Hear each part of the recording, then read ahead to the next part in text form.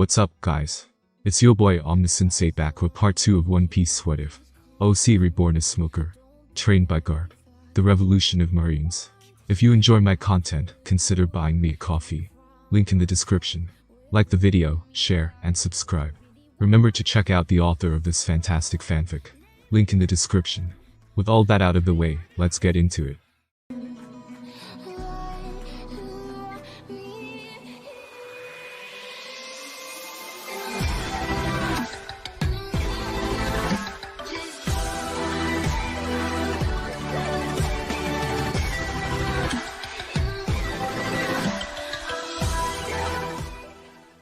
Within each Marine ship, various eternal poses are situated, in order to allow the Marines to navigate to the nearest Marine base under certain circumstances, such as capturing the pirates. There, the captured pirates and victims of piracy are to be handed over to the base. Subsequently, the base will contact Marineford to move the criminals to the infamous prison, impaled down, while sending the victims back to their hometowns, along with a small amount of compensation. And it was no different for us, who were finally relieved of the burden of carrying around the huge pirate ship. Take care, Vice Admiral Garp. Garp gave a thumbs up to the Marines. Ha, I wish you the same. Thank you for saving us, Marine boy, I grinned upon here. By the time we were back on the sea, the sun has already set, and through a small hole between the thick layer of clouds, the moon has begun its role to lighten up the dark night. The sea was calm and gentle, giving us the peace to take a nice rest and recuperate for the time being. Half of the Marine soldiers stood on their guard and looked out for potential threats. The other half slept, free of any concern thanks to the hard work of their colleagues. At 3 a.m., the sleeping half, including me, were to wake up and replace the lookouts, granting the previous half the time to take proper rest. As for Garp, he was snoring loudly in his room, free from these duties.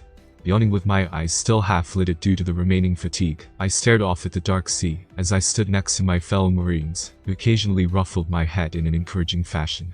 Time was continuously moving without a stop. Eventually, the moon slowly moved to the edge of the horizon, and the sun rose yet again from the other side, signaling that another day has arrived.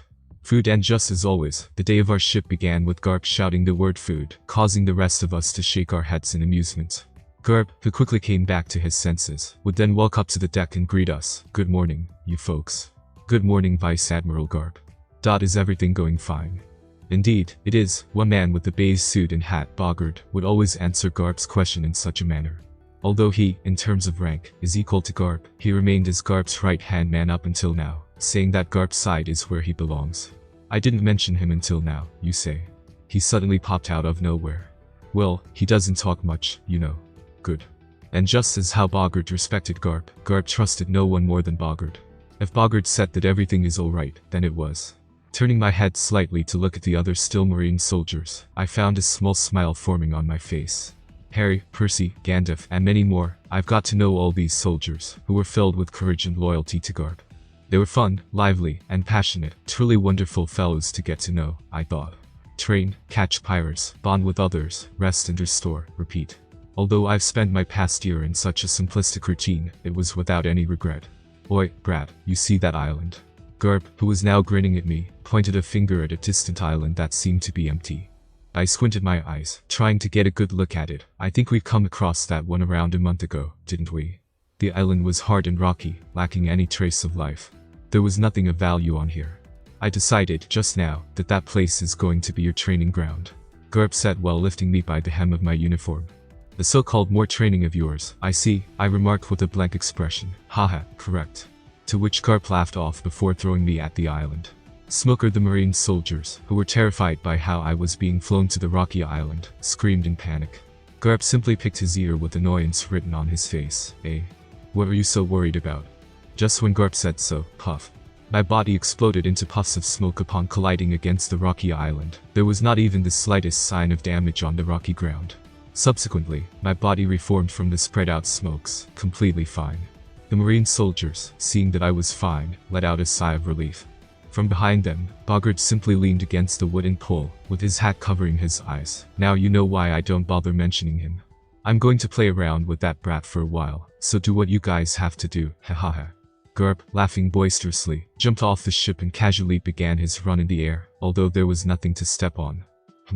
Watching his Garp travel toward me, I placed my hand on my chin thoughtfully. What sort of devilish training is he going to impose on me this time? boom. Then, landing right in front of me at the next moment, Garp, ZZZ, suddenly fell asleep on the spot, still standing.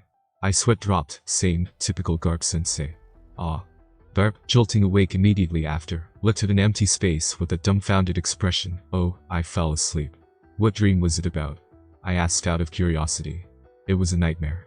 Sakazuki was munching on a delicious-looking donut, Garp said while smacking his lips, before punching me on the head. That's not the point, Ao. As I rubbed the swollen lump on my head, Garp crossed his arms and began to explain seriously. Anyway, I've chosen this remote location today, since the training may destroy my ship by accident. With your physical prowess having reached the level of the dust on my pinky toenail, it's time that you familiarize yourself with the simple yet effective techniques that are widely used among the marine officers and Cypherpole agents. This is. I was inwardly agitated upon hearing Garp's words, having realized what those techniques are right away. The Rakushiki. Garp then raised up his index finger and stated, but before we start, listen.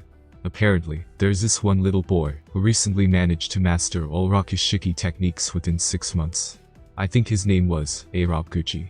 Garp struggled to remember the name, but to no avail.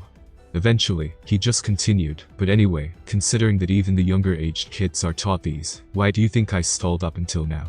Why not teach you sooner, when you already had a tiny bit of strength a year ago? I shrugged, because you didn't want to. Hahaha. You weren't wrong there. Garp laughed, before calming himself down and explaining, but the correct answer was that there is no specific way to train Rakushikis.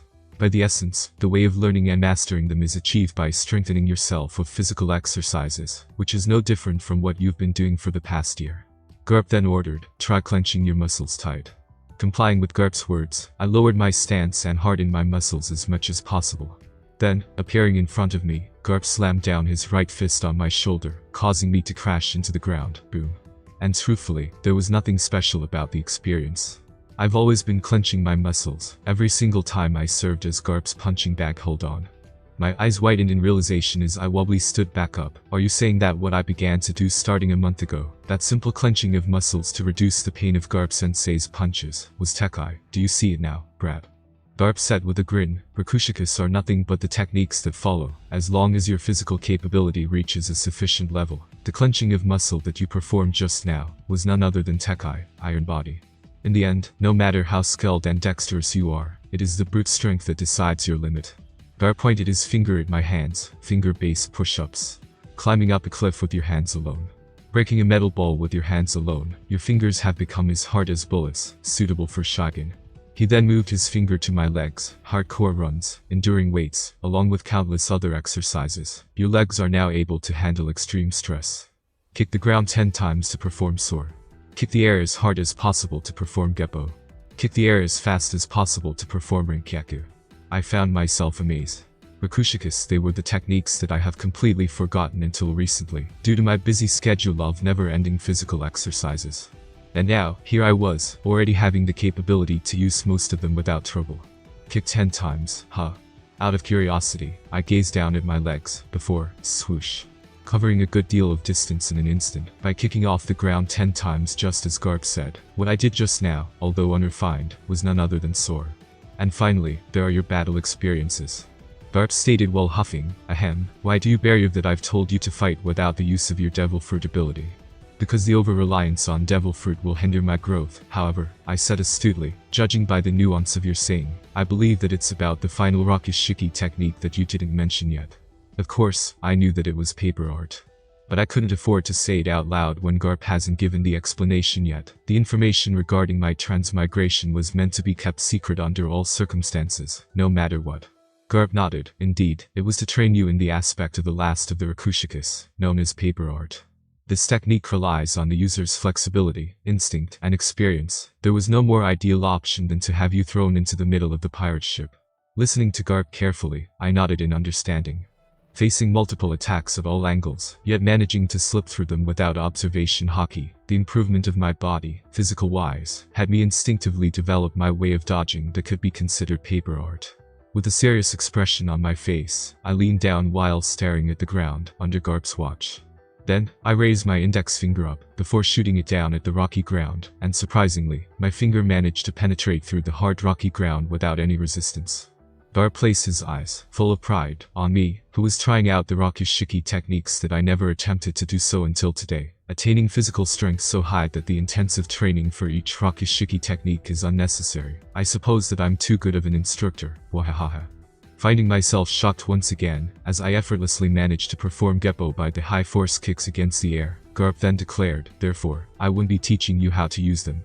Instead, starting from today, you will actively familiarize yourself with those techniques, as well as being the actual training session, Garp stated with a grin, while shaking his right hand in a relaxed manner, by sparring me on hand-to-hand combat. The use of fruit won't be allowed, and there will be consequences if you fail to keep that puff contained. Got it, Garp-sensei. Landing back on the ground, I nodded with seriousness. It surely was an upgrade for me, finally escaping from the fate of a mere punching bag. Garp bumped his fists together, then let's get this started, brat. Alright, let's do this. And so, I was about to dash, sorry only to see that Garp, whose sword was vastly faster than my sluggish one, instantly reached where I stood, with his fist cocked back. Takai. Boom. With my now bruised arms crossed in front of my face, and me skidding back due to the force behind Garp's punch, Garp grinned at me. If you want to live on, you'll have to rely on all techniques, instead of Takai only. It seemed that he was holding back less than before now. I felt the pain in my arms, and I instinctively knew that the strength that Garp was using now was more than what I am able to handle. And where are you paying your attention to, brat? Boom. With me barely managing to dodge another punch from Garp by bending my torso unnaturally, performing paper art, the spar, more like a one-sided beatdown, was currently ongoing. Swoosh. Swoosh. Garp and I rapidly blurred from location to location, engaging ourselves in high-speed combat with the uses of Sora and Geppo. Shagging. I jabbed my finger forward right at Garp's exposed abdomen. However, Garp's body unnaturally bent sideways due to his usage of paper art, dodging my technique. Immediately after, Garp swung his leg horizontally, sending out a sharp pressurized wave of air known as Renkyaku. By using Geppo once again, I managed to evade it just in time, just to see that Garp was right in front of me, with his finger pointed at me. Haha, Shagan. Takai. I urgently shouted while clenching my body hard, just as Garp's finger landed on my chest. Boom. From midair all the way back to the rocky ground, I was sent blasting helplessly. However, even before I had the time to assess the damage, Garp appeared in front of me once more, with his foot about to crash onto my face. Soar. Swoosh. While in a lying position, I quickly raised my body up with my hands, before dashing to Garp's back to dodge his dangerous Renkyaku. Subsequently, I flipped my body up while sending forth yet another Shagan, clang.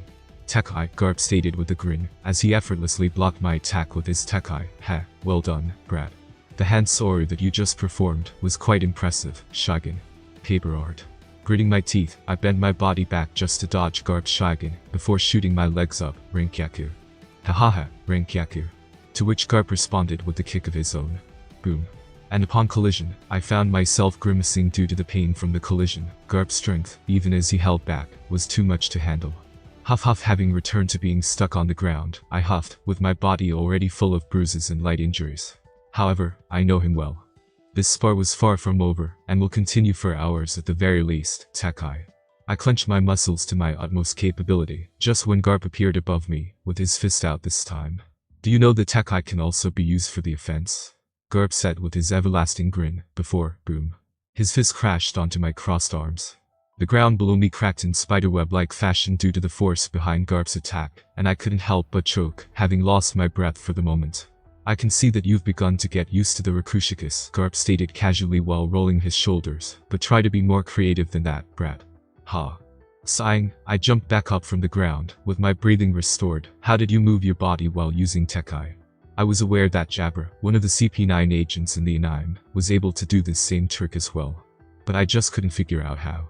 I scratched the back of my head as I issued my inquiry, with Garp looking at me with his arms crossed. It's like trying to bend your dick when it's hard, you're going to end up tearing your muscles open. Hahaha. Garp raised his head up and laughed out loud, before replying, don't try to understand how it works. You have to feel it. Sorry. I didn't get paper art. Having expected Garp's sudden attack, I used all nerves I got to successfully dodge his Shagan. Immediately after, I backstepped before using Geppo to travel upward, right when Garp was bending his index finger, as if about to flick, don't tell me. Garp then flickered his finger at me, Tobu, flying, Shagan. Takai. I urgently tightened my muscles, right when the sharp pressure of air collided with my body. Though the impact was lesser than the close-ranged Shigen, Garp's held back Tobu Shigen managed to give me yet another bruise on my chest. He's demonstrating. Tobu Shigen, one of the variants of Shigen that flicks instead of jabbing, grants increased range, but with reduced damage. Breathing heavily, I raise up my shaky right arm, before bending my finger in a similar fashion. And yet for some reason, I found myself smiling. Right now, right here, I'm becoming stronger at every second. Garp, ha, you know me, Garp, huff, sensei, taking in a deep breath while straightening my body back up. I gave a daring grin back at Garp. I'm just getting started. Well said, Smooker. Garp's eyes flashed dangerously. Then as the reward, I'll show you what's considered the secret 7th technique of Rakushiki, that you can only learn after completely mastering the other 6 techniques. Then, Garp brought his fists together, getting into a particular stance that I recognized right away. Rakushiki Rakugan. Garp and I both sent forth potent shock waves at one another, which collided against each other in the middle. Boom. My shockwave was immediately overwhelmed by Garp's, and I found my body blasted back from the force, but I quickly regained my bearing and landed back on the ground, with a grin on my face. Ha, now that's more like it, Garp said with his arms crossed. 1 month. Since I've begun the intense spar with Garp, 1 month has already passed by. And I tell you, 1 month was enough for me to master the basics of all Rakushikus and Rakugan, the pinnacle of Rakushikus. Huff, breathing heavily, with no strength remaining in me, I fell back on the rocky ground, now lying down without any care. Rakugan. The point of this technique is to pull up the entirety. By definition, means all parts of your body, and in order for you to successfully do so, you must feel and control your body. Garp, casually walking toward me, stated, and therefore, the mastery over Rakugan opens the next set of possibilities, known as Seimei Kaiken, life return. Garp leaned down and grinned in front of my face, but Seimei Kaiken isn't something that can be taught.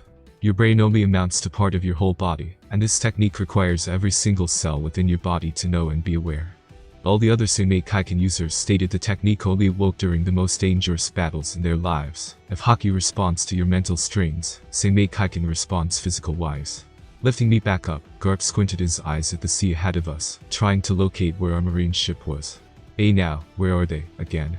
However, he sighted nothing. It seemed that the ship, currently under Boggart's command, was patrolling at some distance away from this island that we stood on top of. The patrolling route changes every day, in order to prevent the pirates from shrewdly avoiding us. While still held by Garp by the back of my shirt, I said knowingly, but one thing is for sure. They are bound to come to this location as well. The patrolling route is supposed to cover the entirety of the area you are assigned to, Garp-sensei. Garp closed his eyes and hummed thoughtfully, then aha.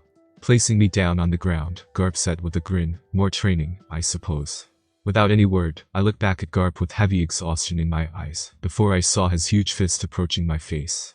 Looks like I'm not too far off from learning that Seimei Kaiken boom. During the night, after we finally returned to the ship, I was sitting outside with bandages all around my body. The exposed section of my face. After I regained consciousness on this ship, the only thing I managed to see was the Garp seemed furious for some reason. He was standing on the edge of the ship, with his strong grips completely destroying the rails. Noticing my gaze, he said back then, "Smoker, it seems that I will be away for a while." He seemed to be in contemplation. Having just woken up back then, I couldn't follow what he was speaking of. But now, with enough time given to think, I began to put the puzzles together. "Hey, Gandalf," I asked the huge brawny man who sat on my left, "is it true that Garp-sensei is going on a vacation soon?" Well, you were unconscious. After 2 of you returned, Vice Admiral Garp suddenly received a call from the headquarters. Gandalf replied with a serious expression on his face. I'm unsure of what the deal was about, but Vice Admiral Garp was shouting with evident anger in his tone, and from his shouts, we could tell that the person whom he was conversing with was none other than the Fleet Admiral Sengoku. Gandalf paused momentarily to breathe, before continuing. Then, after the call has ended, Vice Admiral Garp suddenly declared that he will be away for quite some time, and that we will be placed under Vice Admiral Boggart's command until then. Taking out a dried fish from his left and handing it over to me, to which I accepted with gratitude before taking a bite, Gandalf sighed, knowing that Vice Admiral Garp isn't quick to anger. Something big must have happened. Nothing comes up in my mind, however. Nodding in thanks while munching on the hard texture of the dried fish, I gazed off at the dark sea while thinking. Approximately 14 months passed since my transmigration and Gold D. Rogers' death. What could have happened? My eyes widened in realization, and the dried fish fell off of my hand. Hey, Smoker, are you alright? Why yeah, I'm fine. Don't worry about me. Picking the fish back up, I smiled at Gandalf, concealing my shock. The current date is December of the year 1501. The Marine's utmost concern, from the information that's been going back and forth, was the rumor that the Pirate King has a child. However, even after checking all newborns at the estimated time of birth of Pirate King's child, Marine found no trace of Pirate King at all. Sengoku probably realized that Garp knew something about it. Then, Garp's statement of going on vacation made sense. Apart from the select few, he probably was the only one who knew the whereabouts of Portos de Rouge. And I remember this one detail about Ace, that his birthday is none other than the January 1st of the year 1502. Hey, all of you, the updated bounty posters arrived then. One Marine soldier interrupted my thoughts, all of a sudden, running into my sight with the stacks of bounty posters in his hands. Due to the harsh weather and the long distance to travel, the delivery of newspapers and bounty posters tends to be irregular. It wasn't a strange thing that we received them late in the night. However, as the Marine soldier leaned down and spread out the bounty posters one by one, I found myself frozen. In the middle, there was one bounty poster with a very familiar face, the woman with long, straight, and white-colored hair. Below the picture, the name was written Nako Olivia. Nako Olivia. The woman who carried on the wish of her deceased husband. Soon enough, she would be caught by the Marine, and her fellow archaeologists would be killed. By retrieving their IDs, the Marine will learn that Olivia and her friends are from O'Hara, thus beginning the investigation on the island, and eventually leading to the irreversible Buster Call. But, does it matter to me? I mean, what can I do to prevent that from happening? Even with knowledge at my hand, standing up for the O'Harans will, without a doubt, serve as nothing but the struggle of the fly. Such a rash act equals throwing my life away for naught. Portos de Ace. Nako Olivia. Nako Robin. The establishment of Freedom Army by Monkey D. Dragon. Jaguar D. Sol hiding in Elbaf. Vegapink's appearance, and the restoration of survived books in the lake. My head was jumbled up. There were simply too many aspects to consider. The ambiguity within the people's mind, followed by the underlying danger of acting out of impulse. No matter how many times I thought through, there was simply no way to prevent the incident. And eventually, with me unable to sleep due to these concerning thoughts, the sun has risen again. Smoker, staring off at the sea with a blank mind, I listened to Garp, whose face held a serious expression on his face. I've already told you yesterday, but I'll say it one more time. Garp's eyes narrowed as the two of us sighted another marine ship approaching us from the horizon. I'll be going away for 2 years, and remaining here will hinder your growth.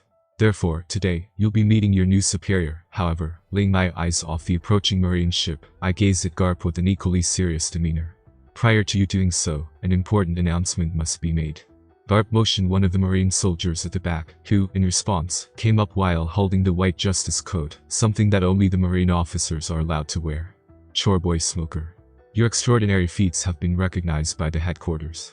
Under the approval of Fleet Admiral Sengoku, you hereby are granted the promotion to the rank of an ensign. Personally draping the justice coat around me, Garp's expression softened. Congratulations, and may you advance further.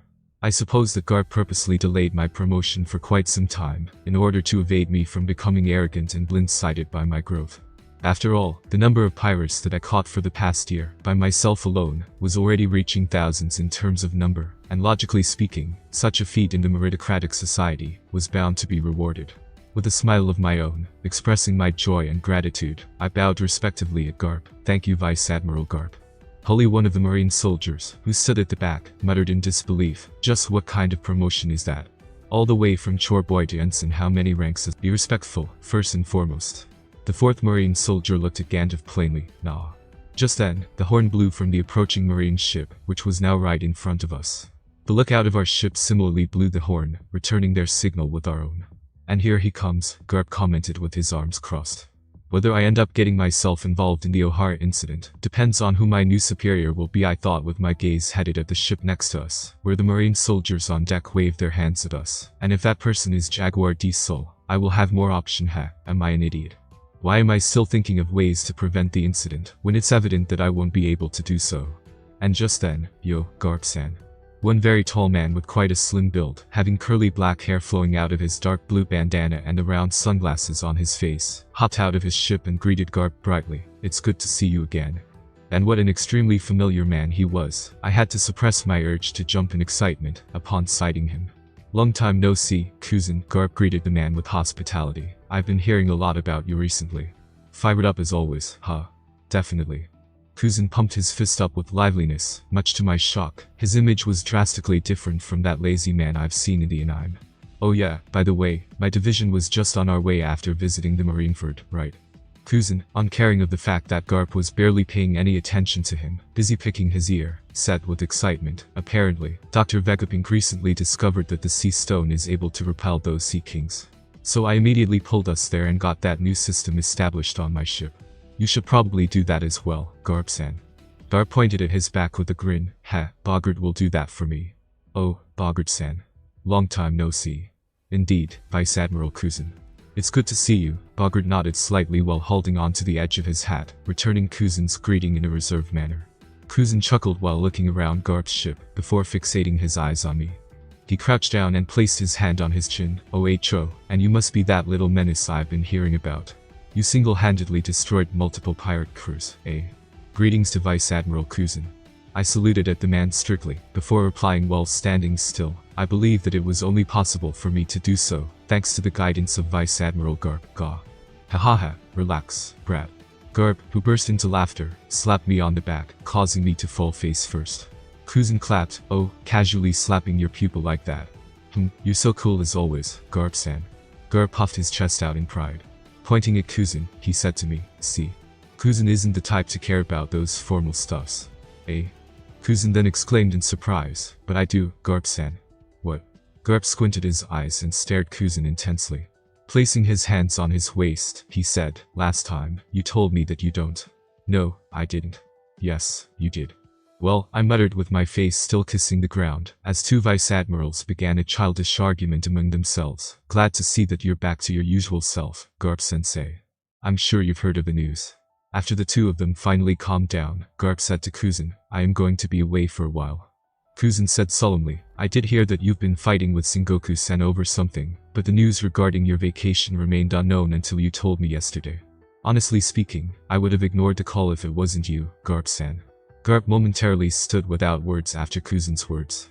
Then, he asked Kuzan, do you still believe that the world government is right, Kuzan? Kuzan's expression darkened upon hearing Garp's question. I do admit that there have been some conflicts between the higher-ups' orders and my ideal. But if I were to answer your question, Garp-san, my answer would still be yes. You haven't seen the worst yet, Kuzan. Garp frowned as he recollected an event in the past. Those celestial dragons are cowering in their beds for now, thanks to the sudden surge in the number of pirates. However, it's only the matter of time before they return to their disgusting tendencies. Back then, in the place named God Valley that got destroyed during the fight against Sebek, the incidence of human trafficking and slavery, mediated by celestial dragons, was extremely common. Celestial dragons and world government, they are the ones committing evil just as badly as the pirates. Garp's grip on the railings tightened, and due to the authority and strength that they got, their wrongdoings are termed for greater good. How ridiculous, that's what they call the justice. They're always right, and whoever opposes them is always wrong. Garp cut his words and breathed in, calming himself down.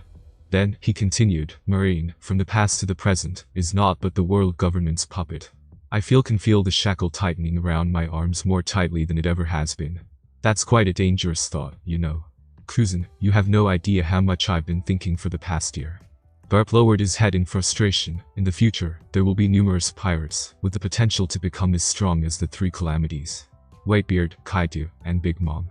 The value behind freedom has skyrocketed, and the recruitment rate of talented ones to Marine has plummeted. At this rate, Marine will simply become yet another Sifrapol, and the world will fall into chaos without a doubt. As Kuzan silently listened to Garp, Garp shifted his eyes and looked at Smoker, who was mingling among many older-aged Marine soldiers. All of them seemed busy feeling the texture of the justice coat that Smoker just received. And within this thread, I found a gem. A rough, unrefined diamond it was, but with the potential to become brighter than any other star. Garp said with certainty in his tone. You seem to think very highly of him, Garp-san. Garp turned his head back and Kuzan and smiled. A month ago, I asked him once, of what ideal he held. His motivation, his goal, the reason for him to become strong. I demanded those answers out of him. And guess what he said? Taking a breath, Garp continued. He defied the very concept of justice. He also defied the notion of saving the weak. Nothing can be ascertained until he personally sees and experiences. Smoker told me that he wants to become strong to live such a life, the life where he can save those he wants to save, whether they are civilians, marines, celestial dragons, or pirates even. Saving pirates. Kuzan's dazed off, deeply contemplating, saving criminals. If world government isn't the absolute justice, then the pirates aren't the absolute evil either. I felt enlightened from his words, and through his answer, I could understand the reason why his will didn't give up during my training. His goal required him to become the strongest in the whole world. Kuzan looked at Garp, not understanding Garp's elation. Ahahaha. My words got too lengthy, didn't they? Garp, relaxing his body and letting the grin return to his face, patted Kuzan's back. Forget about it. Just make sure to treat Smoker as harshly as possible, alright? I'll leave him under your care for a while. Harshly. Kuzan, what a weird feeling that entered me, as I stepped out from Garp's ship, onto Kuzan's ship. With the unfamiliar justice coat on my back, I turned around to see those whom I spent the year with, Garp, Bogard, Harry, Percy, Gandalf, and many more. Gazing as they grinned at me, I felt nothing but gratitude. I'm not going to say goodbye, Brad, nor any of us here, Garp, with his arms crossed, stated, because we are going to meet again in the future, right? I found a genuine smile on my face. Feeling warmth in my heart, I replied, I'll see you again in the future, Garp-sensei and all of you. Have a fun trip, Smokey. Stay safe, you got that. Kuzan, who stood next to me, commented, it seems like you got a nice family over there. Family ha, I chuckled as the ship I stood on top of, the marine ship under Kuzan's command, began to drift away from Garp's ship, I suppose. Regardless of the upcoming conflicts, for this moment now, I felt happy to exist as Smoker in this world. January 1st, 1502, Marineford, Grand Line under the blue sky where the seagulls flew by, their light one huge training ground.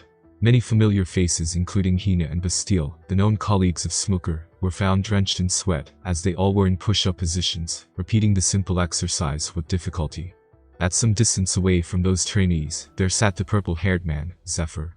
Smoking a cigarette, in his hand was a publicized report released by the higher-up, meant to be spread out among all the Marines on a monthly basis.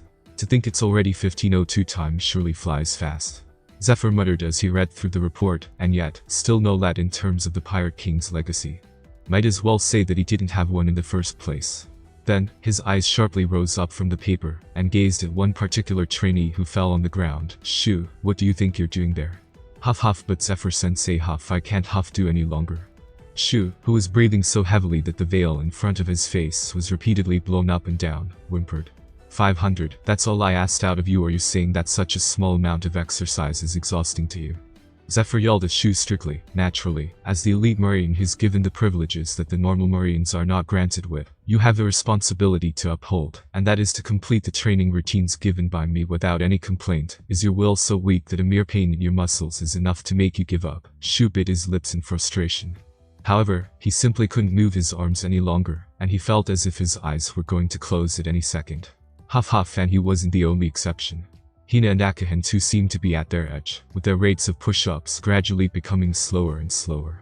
In contrast, the rest, Bastille, Maynard, Dalmatian, Cancer, and Dole, seemed to be doing fine.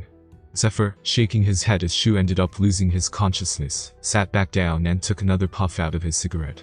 When the boy wakes back up, he shall not be allowed to leave this ground until he gets the job done. Going back to the report in his hand, Zephyr flipped it to the next page. Oh. On that page, there was the face of one familiar white-haired boy. Chorboy Smoker, acknowledged for imprisoning 5,142 pirates within a year. Single-handedly, Zephyr was at the loss for words. His jaw slowly opened, and the cigarette fell out of his mouth, but he didn't seem to have noticed. With his eyes locked onto the report, he continued reading, given a promotion to the rank of an ensign, at the age of 13. It was an achievement that was unheard of. Never in the history of Marine did a super rookie like Smoker appear, even among the three most talented Marines whom Zephyr taught. Sakazuki, Kizaru, and Kuzan. Huff huff, did you just say Smoker, Zephyr-sensei dar? Bastille, perking up upon hearing Zephyr's words, asked curiously, what was that huff again? Smoker. Promotion, you say? Bastille's words triggered the curiosity of everyone. They, excluding Shu on the ground, raised their head up while still in a push-up position. You kid. Zephyr shook his head while lifting his cigarette back up from the ground, before barking out, if you have the energy to talk, focus on your exercises. 49 in terms of number. Among them, the individual wearing the black fedora hat, fitting black suit, and rapier sheathed on his waist, Husselberry the Meister, has been identified. There is no other possible explanation. We finally caught up to them, Vice Admiral Kuzan. On the deck of a huge marine ship that was steadily approaching one island where various man-made buildings were peeking through, one tall marine with a justice coat at its full glory on his back, Vice Admiral Kuzan, spoke into the den mushi on his palm. At last, Kuzan formed a smile on his face. Kuzan listened as the voice emitted from the den mushi suddenly changed. What One Marine officer who stood right behind Kuzan, Rear Admiral Stainless, said with an annoyed frown, "Ensign, do you know who we are facing right now?" Leaning into the den mushi that Kuzan was holding, Stainless barked into it. "He's Hustleberry the Meister. He's one of the 7 known super rookies of the current generation, and his bounty amounts to a sheer 150 million berry." "Back off, you already served your role." However, before Stainless could finish his words, his face was pushed away by Kuzan. "Chill, Stainless. Oh, and please don't come too close to me. My type is a lady with a hot body, not a man," Kuzan said in a serious manner, causing Stainless to sweat drop. "But Vice Admiral Kuzan, go ahead, smoker. You got my permission. But let's make one thing clear," Kuzan said firmly, as his eyes gazed off at the nearing island. "You better have subdued all 49 of them by the time I arrive." "Vice Admiral." "Yes, sir," I answered with a grin on my face, before giving the mini den mushi back to my colleague, who was fuming as she snatched the creature away from my hand. Swoosh. Then, I sidestepped to dodge a fist from her. "I really don't know why the girls I get to know all have the tendency to get violent." Smoker said person, Joan, fumed. "Our order was to await for the main division to arrive." "What are you thinking, ugh, and why did Vice Admiral Kuzan even approve that?" Joan, the 19-year-old ensign. Apparently, she was in a similar case as me, having temporarily been transferred to Kuzan's unit from Vice Admiral Tsura's division. And I admit that at first, I didn't recognize her at all. It was only after learning her name that I realized that she has actually come out in the anime before. Cracking my knuckles and stretching my legs, I began to prepare myself for the battle. Not bothering to look back at Joan, I answered seriously, "You read the past reports too, right? Meister has a peculiar taste, one that can't be tolerated. The longer we wait, the more we place these citizens at risk." But besides, interrupting Joan's words with my own, I stated, "The high bounty of Hustleberry originated from his malicious deeds, rather than his strength." "You're underestimating our capabilities, Joan." Joan raised her eyebrow. "Our?" Grinning, I, within an instant, grabbed Joan by morphing my right arm into smoke, and jumped off of the rooftop where we were hiding on top of Smoker, causing her to scream as we were falling down. Tap. And now, the two of us landed right at the central plaza, right in front of Hustleberry. Sitting with his legs crossed and smoking an exquisite-looking cigar, he raised his head slightly to reveal his sharp eyes. Our appearance instantly earned the attention of his crew. "Damn it," Joan bickered while locking her eyes at our enemies in front. "I'll see you after this is taken care of." Sure, I chuckled in amusement, but quickly wiped the smile off my face. Seeing that we were quite the young-aged individuals, the pirates crackled. "Marines, I see." Throwing the cigar away, Hustleberry stood up and placed his hands in his pockets. "But those justice coats, ha. Just how lowly has Marines' standard fallen?" His subordinates began to raise their weapons one by one, ready to engage at any moment. Hustleberry adjusted his fedora hat while giggling darkly. "Regardless, I must thank your stupidity. Bahehe, this is going to be entertaining." Boom. All of a sudden, one pirate, standing next to Hustleberry, was blown away. By whom? None other than me, who instantly moved a substantial amount of distance by the use of sword. The smile was immediately erased from Hustleberry. Developing the dangerous light in his eyes, he unsheathed the rapier. Swoosh. He stabbed his rapier forth at rapid speed, but I effortlessly dodged it by tilting my head. Shotgun. Clang.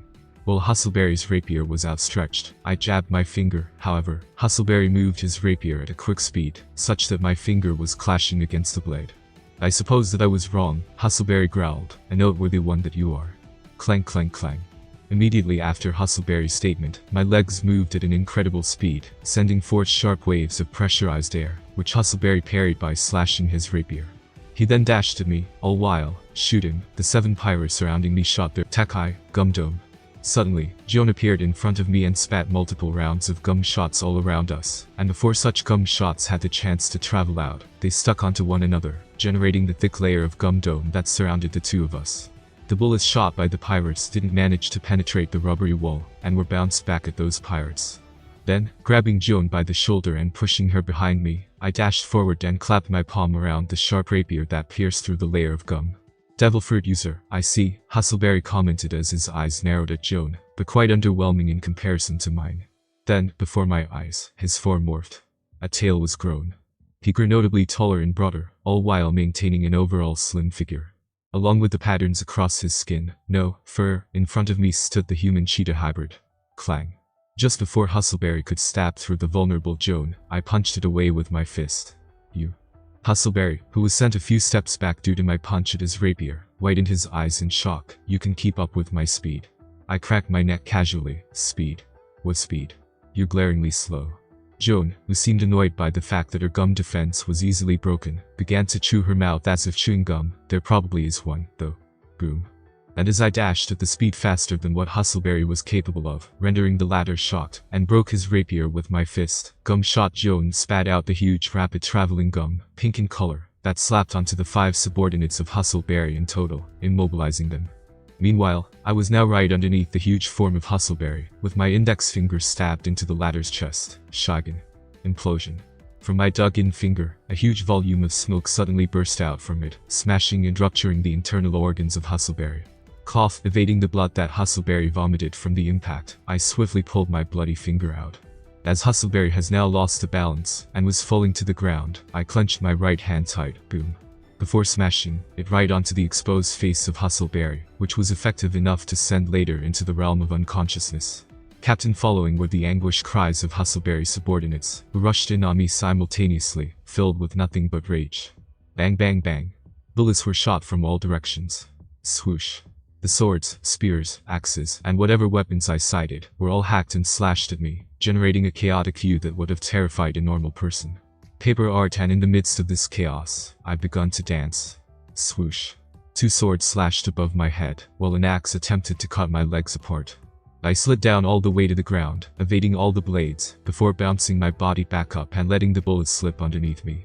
Then, I grabbed a long spear by its wooden body, before breaking it in half, and flicking the shards into the eyes of the approaching pirate, causing him to lose his grip on his gun, and scream in pain. Shagging. Plucking a hole into the chest of one nearby pirate, I lowered my body and swept my leg across the ground, causing multiple pirates around me to lose their balance. Shagging, shagging, shagging. It was a one-sided massacre. Casually appearing in each pirate by the proficient use of sword, I landed a shaggin, one by one, before any of them had time to react. Tobu shaggin. Before one farthest pirate could shoot at me, I flipped my finger, causing that pirate's body to be knocked back from the impact, before, gum shot, being enveloped by another gum bullet that Joan fired off of her mouth.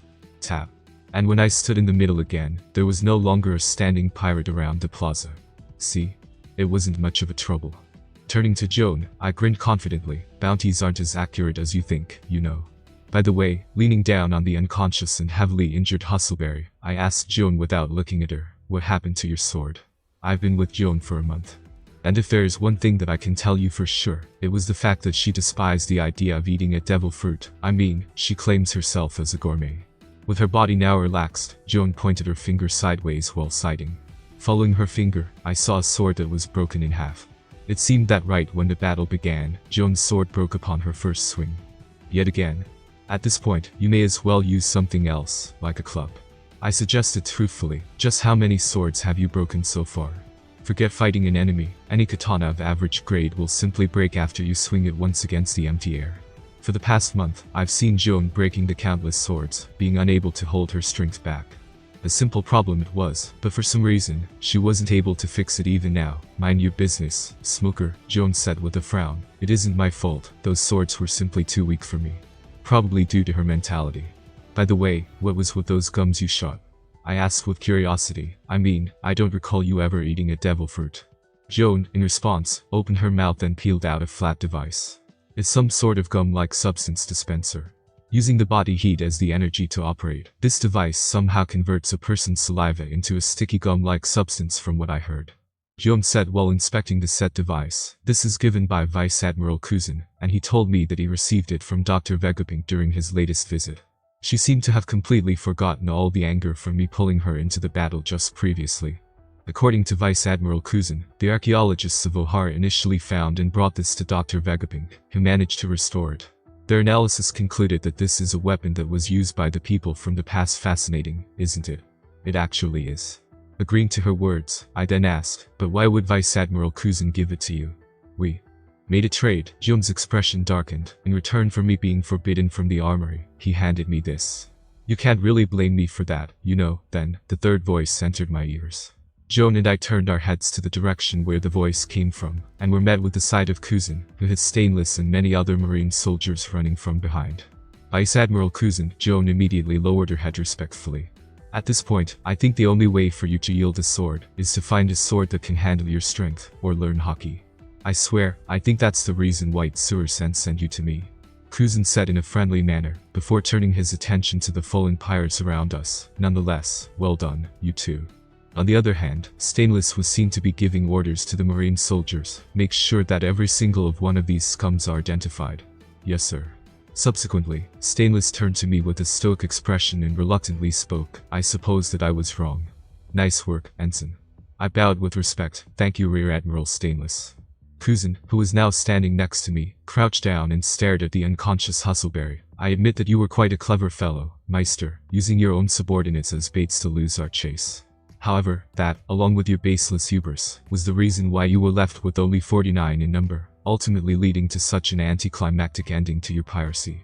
Then, one Marine soldier, who was holding on to the Den Mushi, suddenly came in running. Said Den Mushi was crying, which indicated that someone from the other side was calling. All Marines temporarily stopped whatever they were doing. Some of them groaned, knowing what was about to come. Kuzan reached his hand out to the dial of the Den Mushi, and lifted it up. Mashi. Yes indeed, and you called at the perfect time. Kuzan stated with his eyes on Hustleberry. Hustleberry the Meister has just been captured with all his remaining crew members. I request that the ships are sent here to Doomcount Island, as soon as possible. Kuzan raised an eyebrow, but replied nonetheless. Go ahead. Goldtooth Vane. I have seen the bounty poster of this man before. He was an infamous pirate with a bounty of 1,174,500,000 berry on his head. But the question is, why would they travel all the way back to G2? Kuzan stayed still, with his face shadowed by his hair. Then, he raised his head back up, expressing the serious gleam in his eyes. Will do. With such, the Den Mushi closed its eyes. All the Marines fell to silence. The Goldtooth Pirates, where the captain alone had a bounty of over 1 billion, though Kuzan already was an individual who's experienced the new world, it wasn't the case for the rest of us. Hey, Kuzan-san, and in this tense atmosphere, I spoke up jokingly, if we win, are you finally getting your own codename? Kuzan shrugged, I doubt it. Many old-timers don't want a youngster like me to stand above them, after all. That's unfair, Joan commented with her arms crossed. Your fees up to now should be more than enough to become an admiral candidate. It's fine, rank doesn't matter to me anyway. Chuckling lightly from Jun's words, Kuzan turned back. His justice coat fluttered magnificently as he walked with his hands in his pockets and his head fixated forward. He then commanded seriously, the subdivision under Commodore Monarch will remain here and await the backup from the Marineford. Make sure that Meister is immobilized with the sea stone. Yes sir. I stood back up and slicked my hair back with my hands. The rest of you, brace yourself, because we're heading out right now. Yes sir. This was a task of an entirely different magnitude when compared with the case of Hustleberry.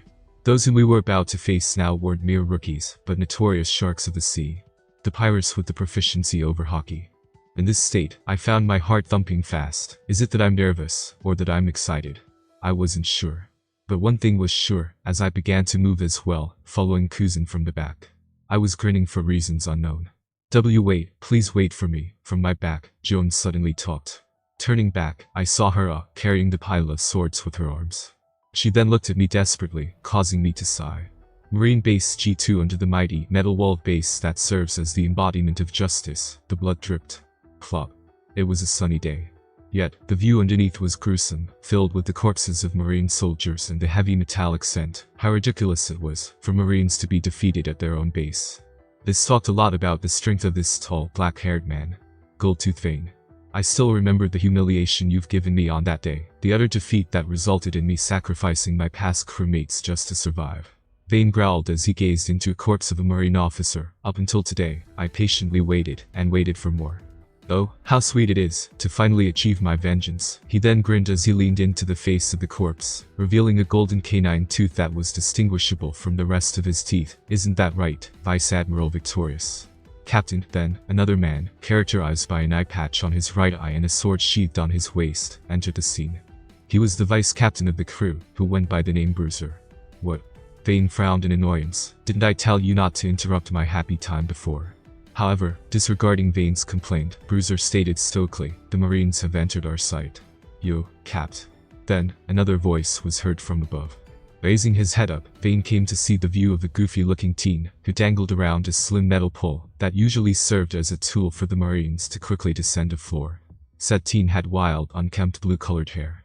His similarly blue-colored eyes sparkled vibrantly, reflecting his eccentric demeanor. Upon a glance, one may get a feeling that something was off about this teen. Do I get to kill all of them by myself, just like how you allowed me here? The teen laughed crazily all of a sudden. Ha ha ha. I mean, these here were far too weak to give me an actual entertainment, you know? Shut up and get down here, Avery. Vane angrily shouted at the teen, causing him to shrug, before jumping down from high up without any hesitation. Tap. Lightly landing right in front of Vane, the teen named Avery suddenly stood strictly and grinned with his eyes wide open. Captain, Avery at your service. Boom. Without bothering to suppress the anger that stemmed simply from watching the teen's antics, Vane smashed his fist into Avery, sending the latter to crash into the metal wall at the back. I must admit that he certainly is different from the rest. Looking at the site where the dust arose from his lone eye, Bruiser asked, "Where did you even manage to find a monster like him, Captain?" TCH, he may be annoying as hell, but Vane spat on the floor as he snarled, "He's at least useful when it comes to fighting." Turning around, Vane walked out of the room full of corpses, to the outside of the base. Bruiser followed him from the left, and Avery jovially caught up to Vane's right. Upon the three of them exiting, "Hey, Captain, that marine ship is awfully close to us, ha ha ha. Let's shoot it down, just like any other." They were granted the sight of their crew members, who were drinking and laughing out loud on the beach, all while having their weapons out, ready to engage at any moment. Shifting his gaze onto the approaching marine ship, Vane's eyes met the eyes of the commander of the marine ship. "Cruisin'. Vice Admiral Cruisin' and I will handle Goldtooth and Bruiser, Stainless, who stood in front of Joan and me, stated firmly, stay out of our ways if you don't want to get hurt." Joan, who had a stockpile of swords on her left, nodded strictly, "Yes sir." "Of course, Rear Admiral Stainless," I replied, with my eyes focused on the blue-haired teen who seemed to be of a similar age as me. "By the way, do we have information on that one?" Noticing my gaze on him, the blue-haired teen suddenly turned his face to look at me, and made a crazed smile. Then, he raised his hand up and waved at me, as if looking at an old friend. "No, that teen is an enigma," Stainless replied with his eyes still on the pirates. "There isn't even a single file of information about him. I assume that he's something akin to Goldtooth's apprentice." Then, briefly shifting his eyes at Joan and her pile of swords, Stainless sighed and shook his head. Joan, who was still looking forward, acted as if she didn't notice his gaze. Another Marine officer named Happy, his rank was captain, now shouted out, "Ready." Many Marine soldiers simultaneously loaded their rifles, which were pointed at the pirates. Some others placed the cannonballs in cannons, ready to be fired at any moment. "Ah. Now I see who you are, the supposed captain of the pirates." Vane grinned as he walked casually, revealing his golden tooth. "Vice Admiral Cruisin', I've been hearing a lot about you recently. Aren't you quite a busy one?" "Not really," Cruisin' replied coolly. "I'm simply catching a few sardines here and there, that's all." Vane shook his right hand casually, before clenching it into a fist. "Then why don't you test out and see whether I'm a sardine or not?" "Will do." At the next moment, Cruisin' stretched his hand out just as Vane jumped up from the sand. Ice block. Pheasant beak. The huge, majestic pheasant of ice instantly blasted out of Cruisin' toward the rapidly approaching Vane. Vane grinned before punching forth to the ice pheasant. Boom. Then, with the ice pheasant shattered, fire. Engage. Rear Admiral Stainless and Vice Captain Bruiser commanded at the same time, beginning the battle at Marine Base G2. The bullets flew from my left and right. The close-ranged weapon-holding Marines all charged at the pirates, who similarly dashed in a similar manner. The noises of metals clanging, the war cries, and the terrifying sounds of the weapons tearing through human flesh dominated the beach. Clang. And in the above it the sky, Rear Admiral Stainless clashed his katana sword against Bruiser, who held a much thicker-looking razor blade. At some distance away, Cruisin' was facing Vane, generating various ice-made structures, only for Vane to break them over and over with his brute strength alone. On the other hand, Joan, who was standing next to me until now, charged at the enemies with a sword in her hand. And upon her slashing it once, boom. A huge gale was formed, blasting a few pirates back. Unfortunately, her sword broke again with that single strike alone. And back to where I stood now, I took a deep breath out, causing the white smoke to be exhaled from my mouth. Simultaneously, with my hands in my pocket, my body slowly began to wither away into the wisps of white smoke. At the next moment, my body entirely disappeared in an instant. White out. Immediately after, the huge volume of smoke suddenly stormed into the middle of the battlefield, rendering multiple pirates confused. Cough, cough, what's with this sudden smoke? One pirate shouted in confusion, before he was struck down by a Marine soldier's sword. And in this state, upon my will, numerous smoke hands suddenly emerged from the smoke that clouded the whole battlefields, which shot out at multiple pirates, all at once, before gripping onto their bodies. "Don't panic," one Marine soldier shouted. "This is the ability of Ensign Smoker. Use this as an opportunity to strike the enemies down." The Marines, with their morale having gone up, roared as they launched their attacks at the immobile pirates. Now, quickly reforming my body next to a Marine who had a bullet traveling at his head, I casually stopped the flying bullet by pinching it, before flicking it back at the owner. Next, I vanished into another location with the use of sword, before breaking a sword from decapitating another Marine with a kick, rendering the pirate with the now broken sword in his hands dumbfounded. "Thank you, Ensign Smoker," I replied plainly while punching the face of the pirate. "Now's not the time to thank me. Focus on the enemies." Turning my head around, I inspected Joan from some distance away, who was facing a man with a peculiar-looking katana blade. He seemingly stood out from this bunch of pirates, with a red bandana on his head and sunglasses on his eyes. "I am Rendell, the fourth strongest of the gold-toothed pirates." Rendell's eyes gleamed lustfully, as he held his blade with two hands. "Soon enough, you'll scream this name as I attack you with another sword of mine." "That sword?" Joan, who wasn't bothered by Rendell's words, pointed her finger at his sword. "Without a doubt, it has to be one of the 21 great blades Compeer." "How do you have that?" Rendell seemed irked by her demeanor, but replied with a smirk. "Oh, so that's his sword's name, eh? Didn't even know until now. You don't deserve that sword." Joan frowned in disdain, but her eyes gleamed in excitement. "But I do." Boom. Then, Joan dashed and slashed one of her two blades at Rendell, who raised his sword Compeer up to block Joan's attack. Naturally, Joan's sword broke, and she quickly threw it away, but to Rendell's shock, he found himself kneeling due to her sheer strength. "Well, it seems that she should be fine," I thought before an axe suddenly phased through me, causing my chest to disperse into puffs of smoke, before reforming quickly. Turning around, I was met with the sight of a terrified pirate, who stood with his hand outstretched. "Tobu Shigen." Upon a flick of my finger, said pirate was knocked back with his eyes whitened out from the impact on his chest. Just then, boom. A huge explosion suddenly occurred some distance away. Following after was the gray, mushroom-shaped smoke that rose from the impact, and narrowing my eyes, I cleared up the smoke by snapping my fingers, only to see the blue-haired teen staring at me, with many Marine soldiers falling around him. And I instinctively knew that he was strong. "Hey, I'm Avery, a 14-year-old guy. You seem to be around the same age as me, and I can tell that you are pretty strong." The boy, his name was now revealed to me as Avery, smiled jovially. "So you want to play with me?" Immediately after, his form vanished, before appearing right in front of me. Ha! Paper art. Bending my torso sideways, I dodged straight from Avery. Then, boom. Another explosion suddenly occurred from Avery's very own arm that was outstretched right next to me. "I see from within the smoke," I thought calmly, with my body being reformed from the dispersed smoke. It wasn't any sort of weapon. This self-proclaimed Avery is the user of bomb fruit, one that belonged to Mr. 5 of Baroque works in the canon. Coupled with the physical prowess that he performed just now, he is quite a force to be reckoned with. But thankfully, there is good news that the ability to detonate any part of his body is mainly oriented toward the physical force, rather than the secondary characteristics such as heat. Although the high enough pressure can damage me as well, as long as I don't allow him to contact me directly, the advantage should be on my side. "Oh, wow." Avery, who watched me being reformed from smoke with white eyes, exclaimed excitedly, "So you too have a superpower just like me." Wahaha, this is going to be even better. Without bothering to respond to him, I acted, sword. Swoosh. Dashing at a rapid speed, just when Avery vanished from his spot, we reappeared in front of one another at the same time. I smashed my fist on his chest just as he landed a kick on my side. I glared at him, who stared back at me with craziness in his eyes. I knew it. "You can keep up with my speed, white blow." Grew on.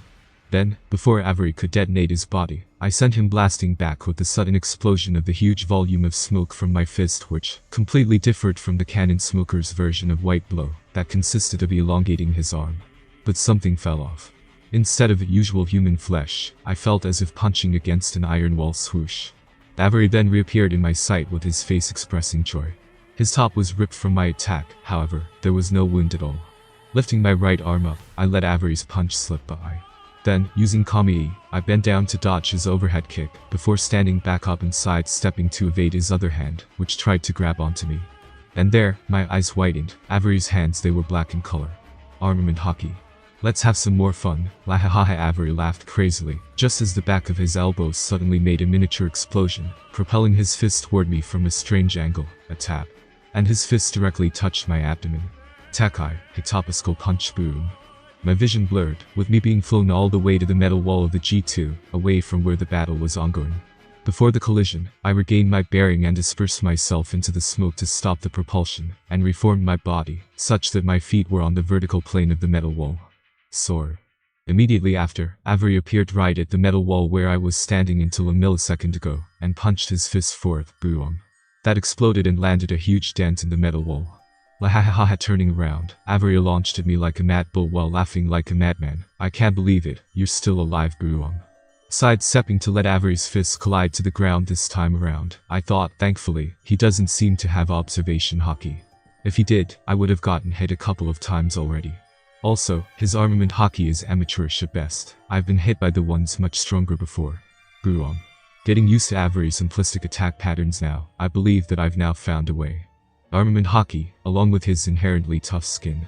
Simple attacks won't work, but the hard blows will do. Boom.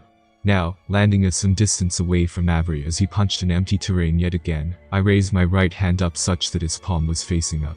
Swoo. Then, the wisps of smoke around my body swirled onto my palm, forming a swirling ball that had the size of a watermelon. Avery, citing my technique, momentarily ceased his attack and looked at it with an interest. So you're finally going attack. The mechanical swirl allows me to condense a huge volume of smoke into this ball. High density, and most importantly, high pressure such that upon my release, it will explode. Crouching his legs down, Avery then blasted himself at me. Lahahaha, white blast. Boom. Upon my call, the dense ball of white smoke exploded toward the approaching Avery at high pressure, and pushed the latter back all the way to the metal wall. But that wasn't the end. Transmutation. Black. The trail of white smoke that light all the way from my hand to Avery, who was stuck in the wall, suddenly shifted into pitch black color in an abrupt manner. And this black smoke consists of inflammable colloids, such that its exposure to oxygen is suitable enough for the spontaneous combustion reaction. Whoosh. Fire. It was the blazing red fire that now surrounded Avery, daring to consume him ruthlessly. Lahahaha. However, my opponent seemed to be far from over, grinning before he was completely engulfed by the fire, disappearing from my sight. Then, boom. Another explosion detonated from his body, dispersing the fire away in an instant. You're really strong. And now, you really got me fired up. Avery stood up from within the smoke, with burns all over his body and a bruise on his abdomen, before wiping the trail of blood on his mouth. Then, his fists colored black, indicating the use of armament hockey yet again. Lahaha, I feel calmer now, for some reason. Was smoke therapy for your liking? Then I'm sorry to disappoint you, for the next one's going to hurt. I grinned, just as the two of us began to walk toward each other. I am a human, but at the same time, smoke. I can manage outward appearance, but at the same time, adapt the characteristics of smoke, including lightweight. As I breathed out, the white smoke was exhaled rather than the usual air.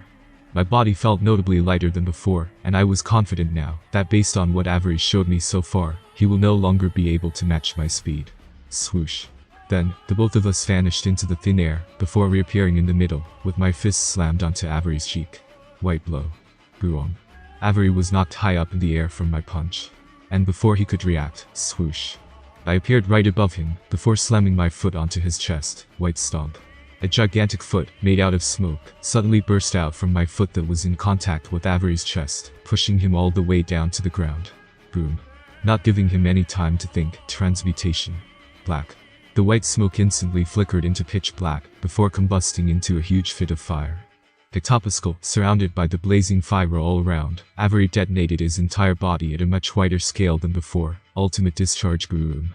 And I, having predicted such a reaction out of him, was now standing right above him, with my fist stretched out at his chest, and my foot pinpointing him down on the ground. Avery seemed dazed by such a fast turn of event, just as, Rakugan. Boom. The dense wave of pressurized air slammed onto his chest, causing him to cough blood with his eyes bloodshot, expressing pain for the first time. Then, I immediately jumped away from Avery expectantly, just as, boom. Avery created yet another explosion with an even larger magnitude than the previous one. Boom. Avery stood back up, and instead of the usual crazed grin, there now lied a furious expression on his face, with blood dripping down from his lips. Boom. Then, his entire body detonated once more. Boom. Boom. Boom. Covered by the consecutive explosions all around, non-stop, the only thing I could see now was his silhouette. What the hell? And I admit, I was quite shocked that Avery was capable of such a feat, with there being such a short gap of time between each successive explosion. What stood in front of me at the current moment was the embodiment of destruction. Boom. It hurts, hurts, hurts, hurts. It seriously hurts. I never was this hurt before. From the noises created by the consecutive explosions, Avery's muffled tone, full of fury, was heard. Forget playing I was being nice, and you betrayed my trust, you sick psycho. Boom. He was one crazy teen. With his hair standing up due to the winds generated by his explosions, he glared at me with his bloodshot blue-colored eyes. And if he were to reach back to the battlefield, especially at this state, I thought, with narrowed eyes while exhaling smoke, no point in thinking about something that won't be happening. Swoosh. I disappeared from my sight, just as Avery appeared at that exact site, with his hockey-coated fist outstretched. Boom. His entire body detonated again, as he turned around, looking for me. Are you looking for me? I asked, while floating up in the air, with my legs having morphed into smoke. Avery frowned deeply as he gritted his teeth, before detonating his feet to gain propulsion. As he created the series of feet-involved detonations to reach high up where I was floating by, I quickly looked around, and found a forest that lied behind this marine base G2, on the opposite side from the beach where the battle was ongoing. Over there. Swoosh.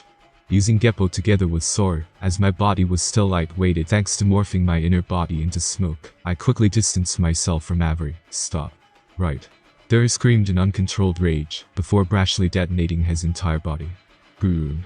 Ignoring his scream, I dashed into the forest full of vegetation. You. Boom.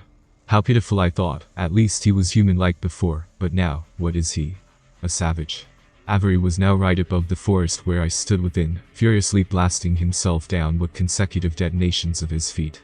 Looking up, I raised my left hand up, white bull.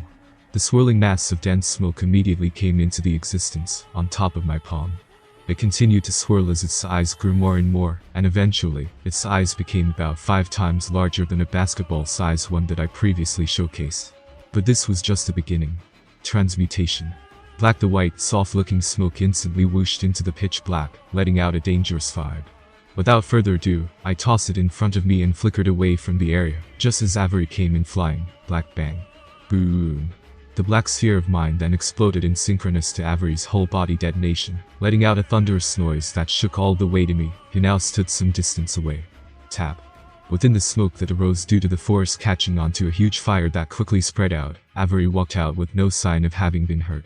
In case I didn't tell you, Avery growled with the veins popping out on his forehead. I am immune to explosions, and that's not what I was aiming for. I placed my hand out at the front, which emitted a gray smoke that joined the huge volume of naturally produced gray smoke, which was rising up due to the burning forest. Then, upon my will, entrap him. Gray room. Swoo W. What is this? The huge smoke, so huge in volume that it managed to shadow Avery from the sun completely, suddenly engulfed him completely. Boom. From within, a muffled explosion was heard. The huge gray smoke sphere slightly expanded, but immediately closed back before Avery could escape. Boom. Another attempt was heard. Let me go, Ga. Along with a desperate scream. However, the thick dense layer of gray smoke withstood the stress, not willing to let the teen go until he lost all strength to resist. Boom. Boom. Boom. Then, everything fell silent. The forest continued to burn, and unfortunately, it will eventually be reduced into a horrific sight full of ashes.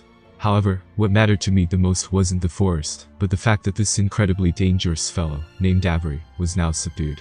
And this is why, I mused while landing back on the ground and releasing my control over the gray smoke, causing them to disperse and let the unconscious Avery fall down.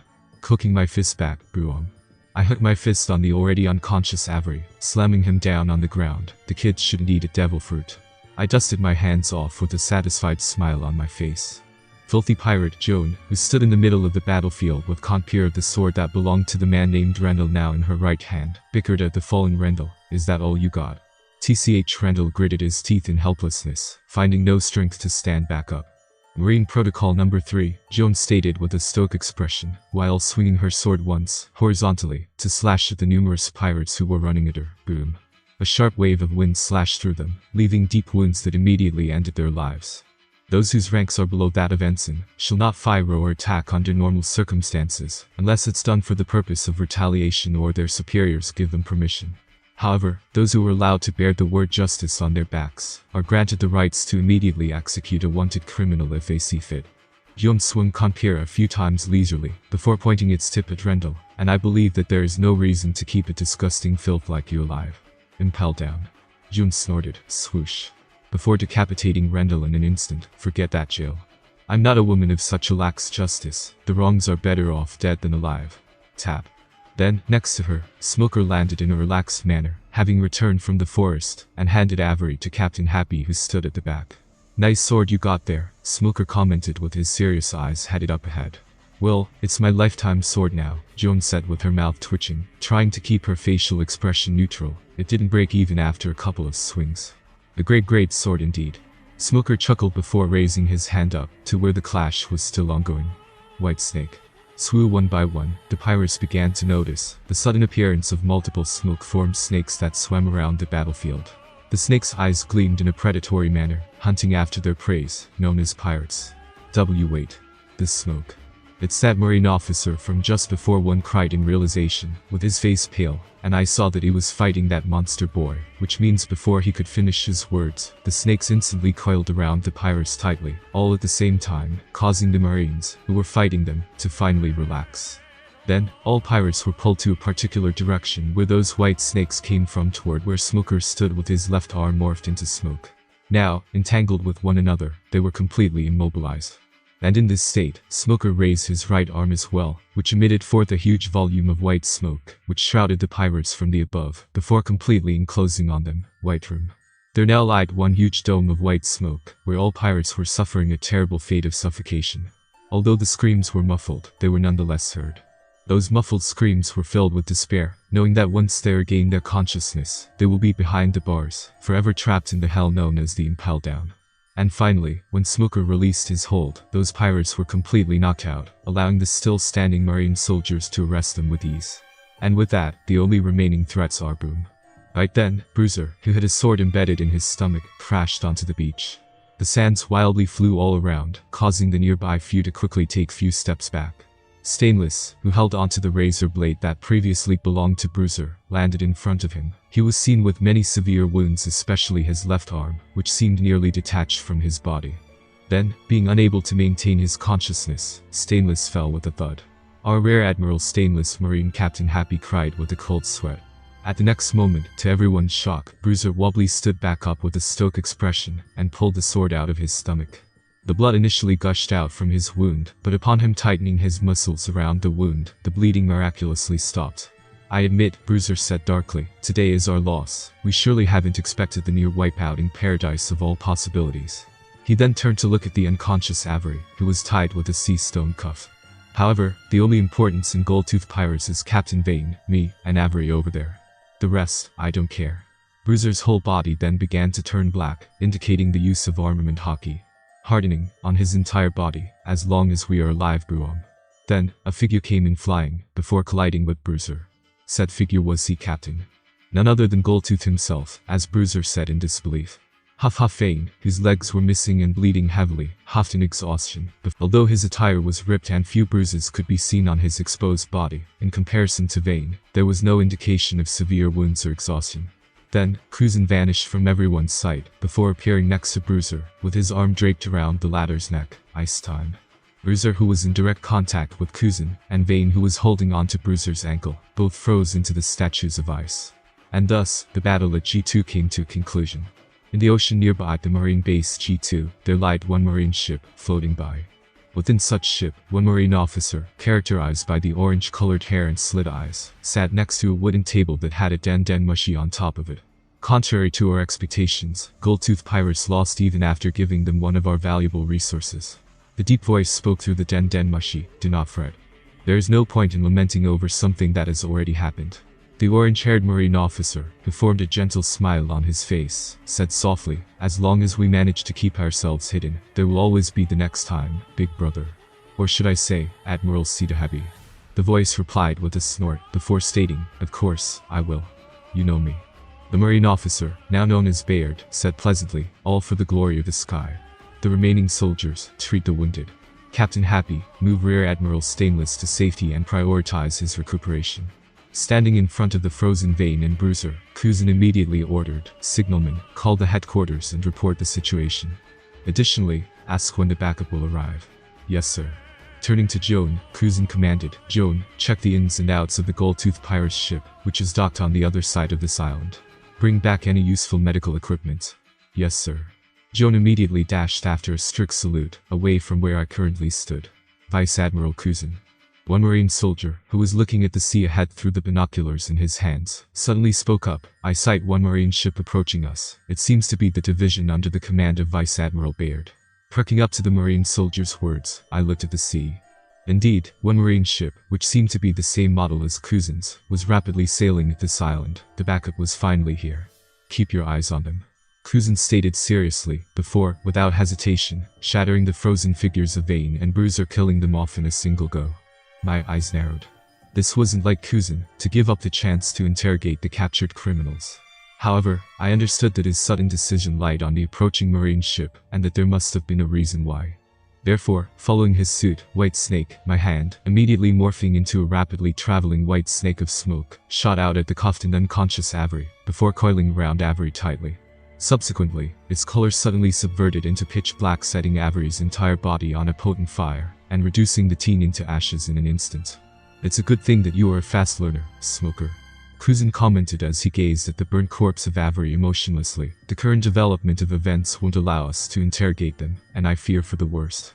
Pointing at the Marine base G2 behind us, Kuzan then ordered me, now, inspect the base and check if there is any survivor left, and... Kuzan's expression darkened as he spoke. Look for the base commander, Vice Admiral Victorious. Make sure to bring me the full report of his state. My eyes narrowed. Kuzan seemed to be concerned about the approaching backup as far as I could deduce. Leave it to me. Morphing my body into smoke, I quickly flew into the opened entrance of G2. Rooms, and more rooms. Corpses that used to be the Marine soldiers, all scattered with burnt marks on them. Explosions, I noted, Avery's works. Traveling further, I only sighted empty and damaged facilities. Plundered or destroyed, there was nothing of use in this hollow and horrifying base. Dead. Dead also, dead. Turn right. Spread smoke all around for a thorough inspection. See if anyone is alive, especially Vice Admiral Victorious. Vice Admiral Victorious, I thought as my half-smoked body rushed through the quiet hallway that was painted with blood. I did hear about him before. A relatively young Vice Admiral like Kuzan-san, who was well known to be a faithful believer of moral justice. I stopped, with my body slowly returning back to its human form. In front of me, there was one corpse lying in a pool of blood. Unlike the other corpses, this one, in particular, was violated to a horrifying degree. Eyeballs plucked out, nose cut, limbs disfigured, and torso full of baseball-size holes. Judging by the corpse's attire, his rank was Vice Admiral. Finally, within proximity, there was a badge, one which symbolized one's status as the base commander. I was currently looking into the mutilated corpse. His name was Vice Admiral Victorious. I massaged my temples and closed my eyes, away from the gory sight ahead of me, trying to ease myself. One thing I can say for sure is that these wounds aren't Avery's work. That explosive lad is incapable of controlling his strength, and uses his furtability at every single chance possible. Based on this, and based on the fact that Bruiser had trouble facing Rear Admiral Stainless, it has to be Goldtooth himself who was responsible for doing this. By opening my eyes with a deep frown, I speculated, the best answer I can come up on this incident is that Goldtooth harbored hatred for Vice Admiral Victorious. Upon finding out the information, he immediately sailed out. However, this brings yet another inquiry. Just how did he acquire such information that Vice Admiral Victorious led the Marine base G2? With the newspaper being the sole source of information available to everyone, and with this world being filled with vast oceans, receiving the whereabouts of Vice Admiral Victorious in the lawless new world doesn't seem easy. Then there was only one answer left, wasn't it? There's a spy, or spies, in the Marine. There are those who joined their hands with the pirates, for whatever motive that they may have. Hold on. My eyes widened, finally understanding why Kuzan killed Vane and Bruiser just before. Quickly morphing my body into smoke, I began to fly out of the base, as quickly as possible. It was clearly stated by the headquarters beforehand that the backups will swiftly be provided, yet we were left by ourselves to deal with the Gold-Tooth pirates. Those so-called backups, they are likely to be the traitors themselves.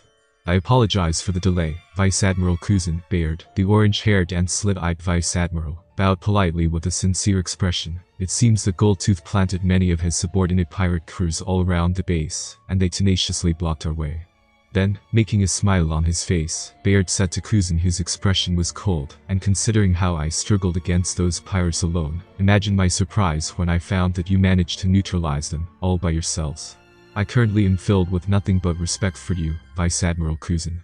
It has only been a year. Sorry. I cannot follow what you are trying to speak of. Kuzin spoke up with his eyes shadowed. A year ago, Victoria-san dismantled the Gold Tooth, and while Gold Tooth was being transported to the Impel Down, he miraculously escaped somehow.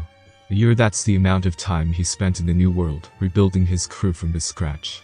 Kuzin said coldly, in the New World, most of the pirates end up joining one of the big three. Even the hundreds that were situated on this beach was a stretch for Gold Tooth. And here, you say subordinate pirate crews. Do you truly think that highly of Gold Tooth? Haha. I do not understand the sudden hostility aimed at me, Vice Admiral Kuzin. Bayard smiled gently. Though your reasoning is logical to some extent, it is a speculation in the end. The truth is that my division faced many pirates, and nothing more. Kuzin was about to speak once again, however, Bayard then placed his arm around Kuzin's shoulder in a friendly manner, and whispered into the former's ear, and you know, don't try to dig in too deep, my comrade in justice, they are watching over you. Bayard's eyes swept over the injured Marines at the back, who were being lifted up by the others capable of moving. Kuzin frowned upon noticing this, for he knew that Bayard was indirectly threatening him of the consequences that will follow if he were to act rashly. A person is meant to live by the fate he or she is destined with. Vice Admiral Kuzin, the targets of your hostility should be the pirates, not your fellow Vice Admiral. Backing off from Kuzin, Bayard chuckled jokingly. Then, he turned around and ordered his division, all men, help out our fellow comrades, who just had a rough battle. Yes, sir. With his back still facing Kuzin, Bayard stated, we will take over the authority over the remaining Goldtooth pirates, from here on. I suggest that you return to Marineford and get a nice rest, Vice Admiral Kuzin. Kuzin stood still, with his face headed down. One smoker rushed out of the base. Such was the scene that was laid out in front of him. It was a cloudy night, in the middle of the sea. The waves were gentle, and the dim light of the moon was blocked by the thick layer of clouds, such that the entire sea fell into the darkness. Our ship sailed by alone, peacefully. Bayard's division remained at G2 to clean up the base, with the remnants of Goldtooth pirates under their care. Tonight, all Marines were given temporarily relieved of their night duties, and were allowed deep sleep for the sake of the rest. Instead of them, it was Kuzin himself who was sitting outside, ensuring that there was no threat around. I bet that Joan probably is hugging her sword like a doll as she slept. But Kuzin wasn't alone at the current moment. I, finding myself unable to sleep, sat next to him, staring at the mild waves that softly crashed over the ship. Vice Admiral Victorious's corpse was given a cruel treatment, Kuzin-san. I said in a disheartened tone, though I came to view many dead ones by now, none of them would be able to compare to what I saw today. Closing my eyes, I felt the cold wind breezing through. Kuzin, without responding, popped open a bottle of liquor in his hands. There are spies in our ranks, Kuzin-san, speaking up once more. I muttered solemnly, someone told Goldtooth, one full of hatred, the whereabouts of Vice Admiral Victorious. Spies, Kuzin sighed, wouldn't be the right way to describe them. He then sighed once more, being unable to conceal his downhearted state. There are those who identify themselves as being affiliated with the world government rather than the Marine.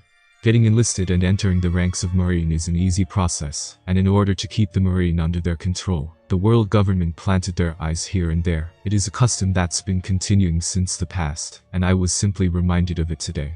World government, I clenched my fists clenched unconsciously. The words spoken out of Kuzin meant, Victorious-san wasn't attacked by the pirates, but rather, eliminated by the world government. I was at a loss for words. He was someone who followed his heart, refusing to heed the orders from the world government. Hell, look where his rebellious tendency got him. Kuzin raised up his other hand, which was holding onto a bottle of liquor, and gazed into the bottle. Jerry's, Zephyr-sensei's favorite, perfect on days like this. I watched as Kuzin chugged down the alcohol with a painful expression on his face. The ocean sees the beginning of the world, and the ocean knows the end of the world. He seemed hollow and lost, not knowing where to go. Within this dark sea, he seemed more stranded than he ever has been. Thus it calls us towards the way we must take, thus it leads us towards a proper world. Lowering the bottle, Kuzin poured the remaining liquor into the sea. Enveloping pain and suffering greatly and kindly wrapping them up, the ocean sees the beginning of the world, and the ocean knows the end of the world. We continued to sit by as the ship sailed through the night, completely worn out, both physically and mentally. 1 week after, Marineford. In the Marineford, under the bright sunlight, 2 boys were sitting atop one plain-looking building, with their eyes having dark bags underneath locked onto the vast sky. Ha! One boy, Akahand, sighed deeply. I feel like dying. The other boy, Shu, held his head in misery. It's just too much. I've been training under Zephyr Sensei for almost 2 years by now, and I still am baffled by the sheer amount of physical exercises we were tasked with every single day. I mean, he really is a great teacher. We improved a lot in comparison to who we were in the past, but Akahand shook his head. We aren't monsters like the others.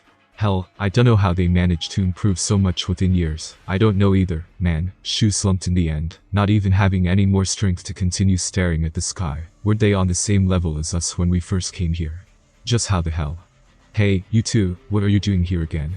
Then, a feminine voice interrupted their whines. Turning around, Shu and Akahand were met with the sight of Doll, who had hands on her waist. Although it's a day off for us, that doesn't mean you should be slacking off like this. Learn from Bastille and Dalmatian, you lazy asses, Shu bickered. TCH, what are you, my mom? Akahand frowned while picking his ear with his pinky, before plucking said finger out and blowing the earwax at Doll. Fuck off, Doll. What the fuck, Akahand? It's just a matter of talent and nothing more. Ignoring Doll's exasperation, Shu shrugged powerlessly. I mean, like a cancer.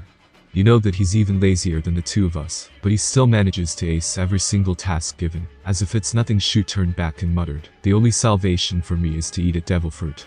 Agreed, Akahand nodded. I would like a real strong one, like Vice Admiral Garp's fruit.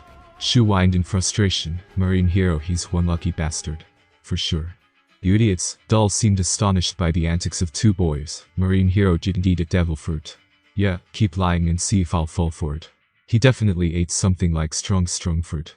Just then, hey all of you. From some buildings away, Bastille was seen to be jumping and running across the roofs to the three at rapid speed, while waving his Doll, Shu, and Akahand turned their heads at the masked teen with long orange-colored hair. Calm yourself down, Bastille. You might end up breaking those roofs, you know. Doll shouted with a concern, but Bastille didn't seem to have heard. Instead, he shouted jovially, Smoker is back. Dara. Upon hearing Bastille's excited cry, Shu and Akahand looked at each other with blank expressions. Bastille, noticing their demeanors, looked at Doll with confusion, to which she responded with a shrug. In the Marineford Tower, at the topmost floor, there lies the Fleet Admiral Sengoku's office. Within this room, the four of us, Cruzen, Happy, Joan, and me, were standing upon receiving the call from Sengoku himself. In contrast to the three of us, Cruzen seemed to be relaxed, however. Welcome back, all of you, Sengoku said sternly, as I stood strictly while gazing forward. He, with his hands on his back, walked across each and every one of us. I've heard of your outstanding feats for the past few months. It is without a doubt that many's lives were saved under your hands. I am proud of you. And I believe that it is unfair to leave you unrewarded.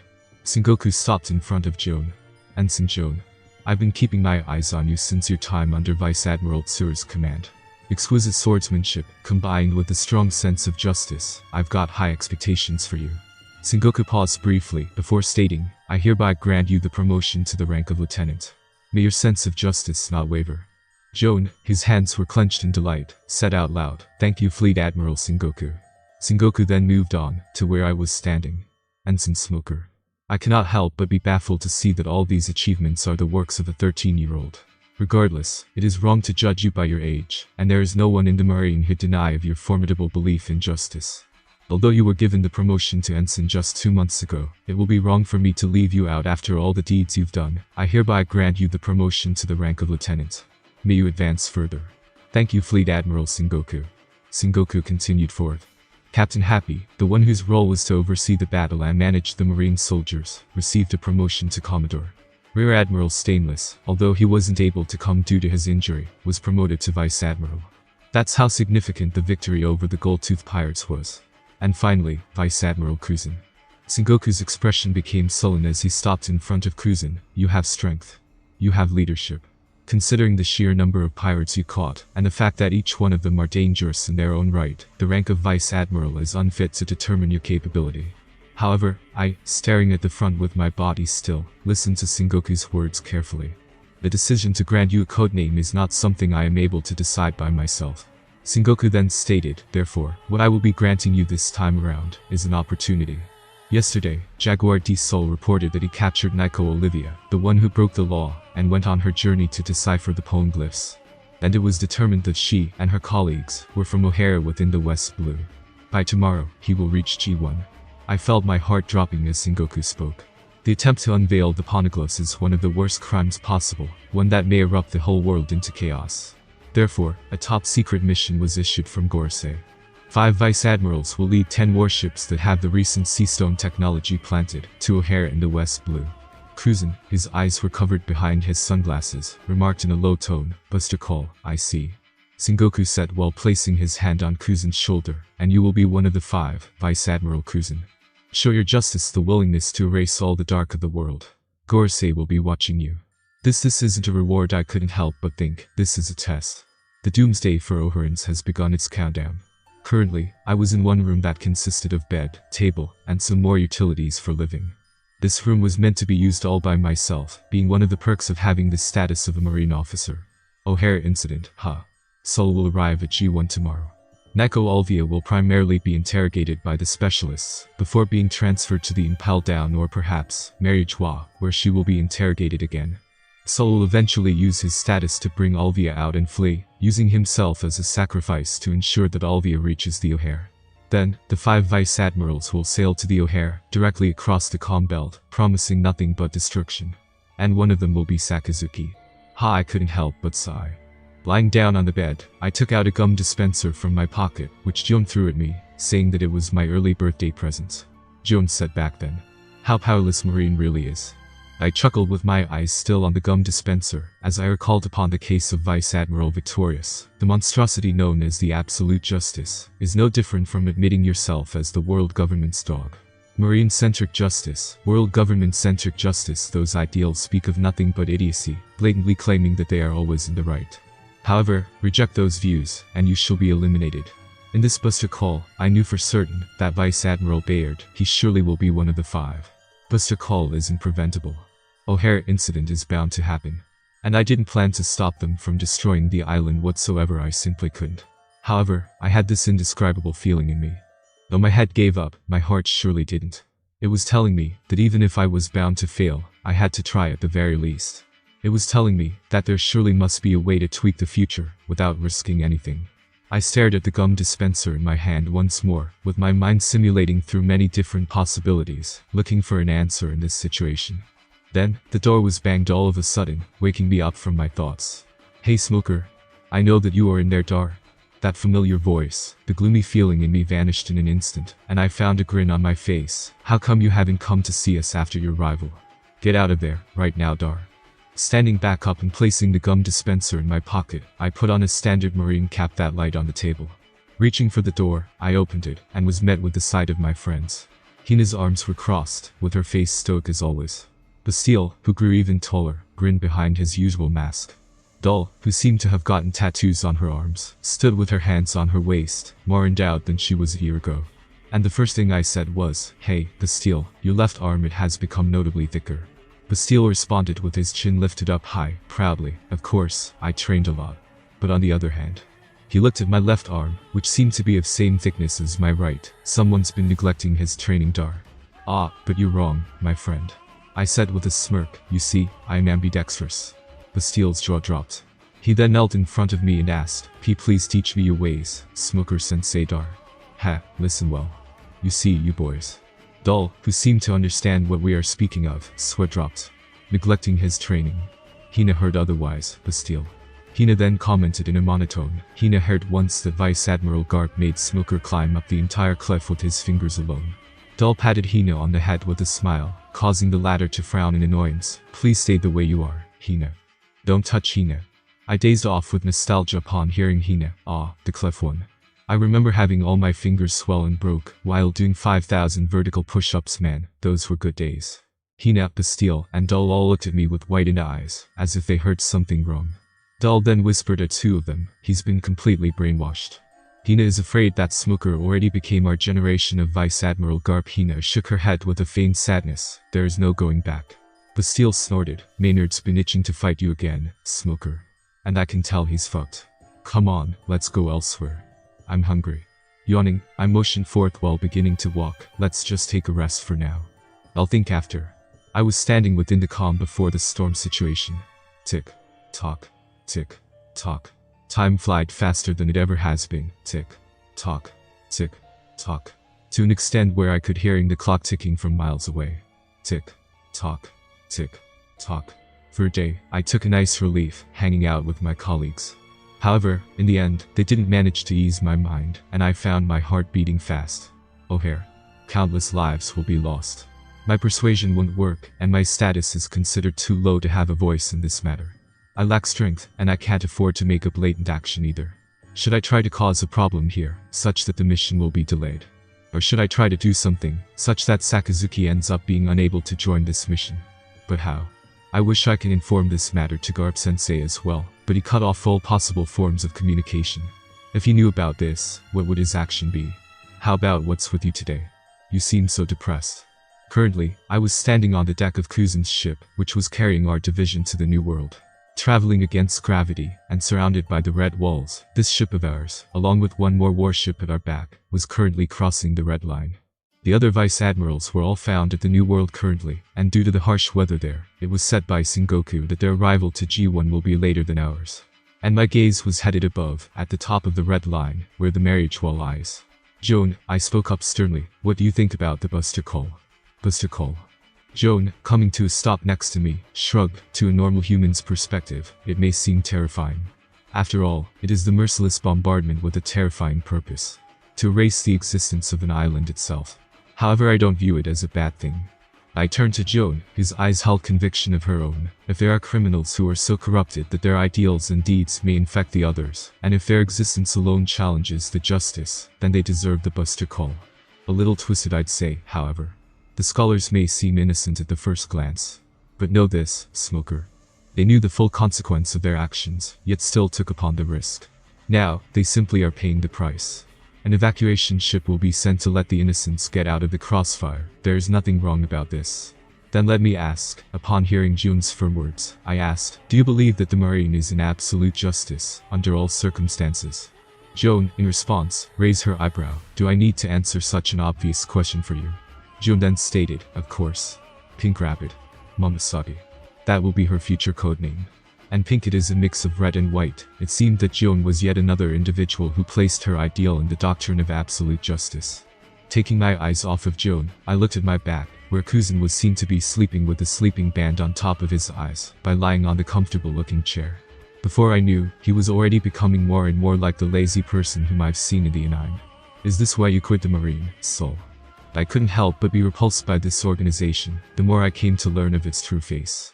Currently, with 2 warships, under Kuzen's command, docked at this Marine base G1, we were greeted by the female Marine officer of old age. The calm tone of her voice, the tall height that amounted to 2 meters without a doubt, the person standing in front of us, was none other than Big Sister Tsuru. Joan, unable to suppress her joy, ran out to Tsuru. Oh, good to see you again, Joan. Tsuru, making a gentle smile, embraced Joan as the latter jumped on her. While doing so, she shifted her eyes at Kuzen. Good to see you again as well, Kuzen. You are the second one to arrive. I'm sorry, Tsuru-san, but I'm not in the mood to talk. If you wish to converse about that so-called secret mission, consult Sol instead. On the other hand, Kuzen, his eyes were half-lidded from him just having woken up, yawned before placing his sunglasses on his face. I'm going out for a while. Don't look for me until I return. Why, I suppose I'll do that. Tsuru, knowing that her persuasion won't work on the Iceman, simply stated, the date of operation is within a week, Kuzen. Be sure to return until then.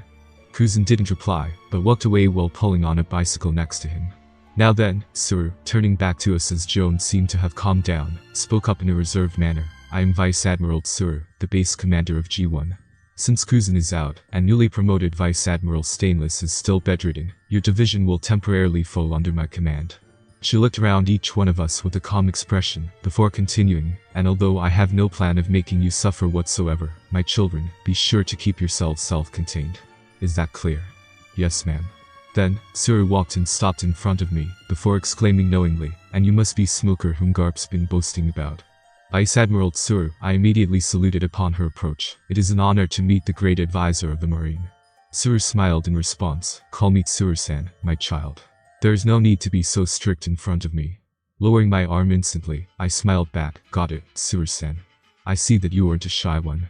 Chuckling at my demeanor, Tsuru then asked, then let me ask you a quick question, child. What is your then? She froze for a second, before placing her hand on her chin, in a thoughtful manner. Now, where was I again?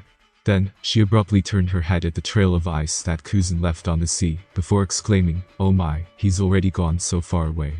I asked out of confusion, Tsuru-san, since when did I give my permission for you to call me Tsuru-san? Tsuru narrowed her eyes at me, before humming, "No. Before that, who are you?" Then, Joan suddenly stepped up, "Snap out of it, sister." Tsuru turned to Joan, and raised her eyebrow, "And who are you?" "Geez, it's gotten much worse since I last saw you." Tsuru then looked down at her body, before raising her face back up with a dumbfounded expression, "And who am I?" Joan grabbed Tsuru by shoulders and wildly shook her. "Wake up, sister." Tsuru remained in her dumbfounded expression for a while, before finally regaining the light in her eyes. Oh my. I swear dropped. 4 vice admirals out, barely any capable individuals in G1 currently, and Tsuru being forgetful, I could see why Sol managed to break out with all the beep, beep, beep, beep. Then, the alert suddenly went off, filling the entire base with loud noises.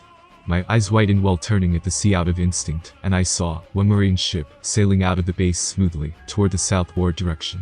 Tsuru, gaining a serious expression, muttered, "He must be taking that archaeologist to O'Hare to warn them." Sol arrived before us. The marine soldiers were seen running out of the base and boarding 2 different marine ships.